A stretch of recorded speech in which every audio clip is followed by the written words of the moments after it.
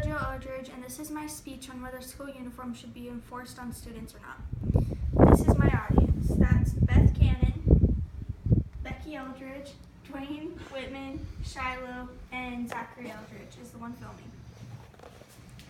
In our generation and generations to come, there's always going to be discord. Discord is prophetically inevitable. So putting kids into uniforms isn't going to solve anything at all. It may reduce violence in some places, but it'll increase it in others.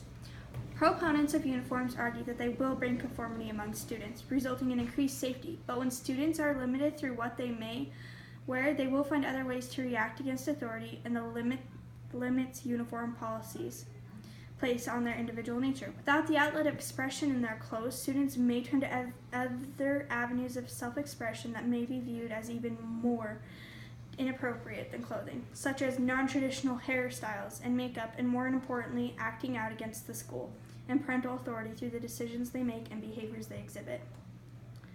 In addition, opponents argue that uniforms may not be comfortable for all students, which will limit wearing out as students worry about their appearance. Student comfort is important in order to maximize learning outcomes. And uniforms may stymie academic focus. For example, the uniform standard may require students to wear polo shirts that are tucked into khaki slacks.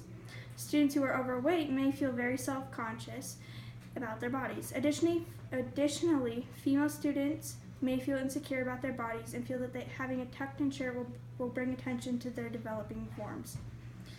When students do not feel comfortable in the required school uniform, their focus will shift from learning. Children, especially those in middle school and high school, are constantly concerned about their appearance, and wearing a school uniform will not alleviate this concern. Prior to the 1994-1995 school year, only about 3/4% of students in the U.S. were required to wear school uniforms. By the 1996-1997 school year, that number had increased about fourfold to 3%. A marketing research group, NDP Group Inc., reported that school uniform sales were valued at $900 million in 1999 and rose 22% to $1.1 billion in 2000. The National Association of Elementary School Principals, NAESP, conducted a phone survey of 755 principals in 2000, which revealed that 21% of all public schools had a uniform policy, 23% of all private, public, and sectionarian schools either had a uniform policy or were in the process of creating one, or had firm plans to create one. 71 of the 755 schools represented did not require uniforms and were not considering requiring them. A case study of the effects of adopting school uniforms in Long Beach, California, which appeared in Psychology Today in September 1999, reported the following effects from the switch to uniforms in 1995. Overall, the crime rate dropped by 91%.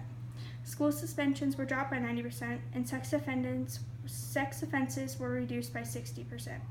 Incidents of vandalism went down 69%, according to the Webster Merriam Dictionary. The opponents of public school uniforms are outlined by the ACLU's argument for the First Amendment, argue that uniforms stifle a student's need for self-expression.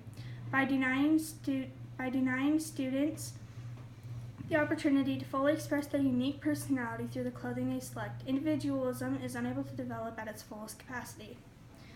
When children select their own clothing, they are able to develop self-confidence and independence, characteristics vital to the personality development of adult success. Denying students the ability to express individualism and belief in a subculture, whether preppy, hip-hop, punk, or jock, could stymie the student's transition from childhood into adulthood. Controlling the socializations process could harm the student as an adult, as they are not prepared for the real world, where they will indeed be judged by their appearances. Uniforms restrict freedom of self-expression. The First Amendment of the U.S. Constitution guarantees that all individuals have the right to express themselves freely. The U.S. Supreme Court stated in the Tinker v. Des Moines Independent Community School District 1969 that it can hardly be argued that either students or teachers shed their constitutional rights to freedom of speech or expression at the schoolhouse gate. In the 1970 case, Richards versus Thurston, 3-0, which revolved around a boy refusing to have his hair cut shorter, the U.S. First Circuit Court of Appeals ruled that compelled conformity to conventional standards of appearance does not seem a justifiable part of the educational process. Clothing choices are a crucial form of self-expression, according to the American Civil Liberties Union of Nevada, which also stated that allowing students to choose their clothing is an empowering message from the schools to show that the student is a maturing person who is entitled to the most basic self-determination. Clothing is also a popular means of expressing support for various social causes, and compulsory uniforms largely remove that option. In October 2013, students at a friendly high school in Prince George's County, MD, were not allowed to wear pink shirts to support Breast Cancer Awareness Month. As a result, 75 students received in-school suspensions for breaking the school's policy. Tony Volk, PhD, Associate Professor at Brock University, stated, overall, there is no evidence in bullying literature that supports a reduction in violence due to school uniforms. 2007 peer-reviewed study found that school uniforms increased the average number of assaults by 14 per year in the most violent schools. A 1999 Texas Southern University study found that school disciplinary incidents rose by about 12% after the introduction of uniforms.